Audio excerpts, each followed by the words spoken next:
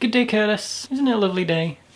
It is. It's really nice outside. It's a pity I'm playing GTA 5 at the moment. Thank you for explaining why we procrastinate and the whole science behind that. It was very enlightening. Anyway, you asked me to try and give tips on how to stop procrastinating. Let's begin.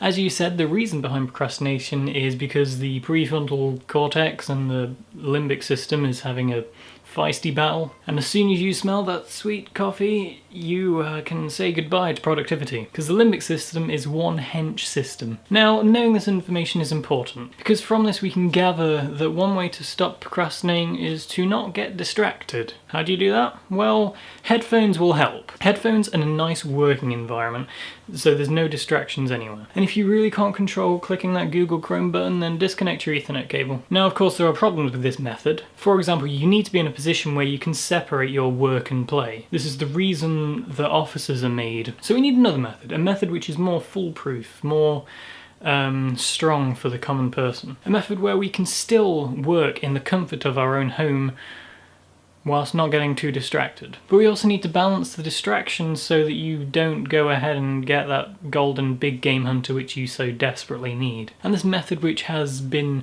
made up from a quick Google search, is the same way you teach a dog how to sit. You focus on the work, you set an aim, you set a goal for what you want to achieve by doing your work. You do that goal, and then you reward yourself. And then you repeat this until you've got no work to do. For example, if I have an essay where I have to write about how a microphone works, I'll set up a rough guideline, like the whole specification sheet and the whole polar pattern thing, so that I know what I need to talk about. Then I will say to myself, okay, I'll do down to the end of polar patterns, and then I will play a game of Hearthstone. Once I've played that game, I'll go back to the work and say I will explain what signal to noise ratio is, and then I will go and watch an episode of How I Met Your Mother. And that's basically how you stop procrastinating. You can't just not procrastinate, you need to try and aim to be in a situation where you don't get distracted. Whether that's by going to a workplace, a place where you can separate yourself from socialness, or whether you can keep yourself distracted by holding yourself back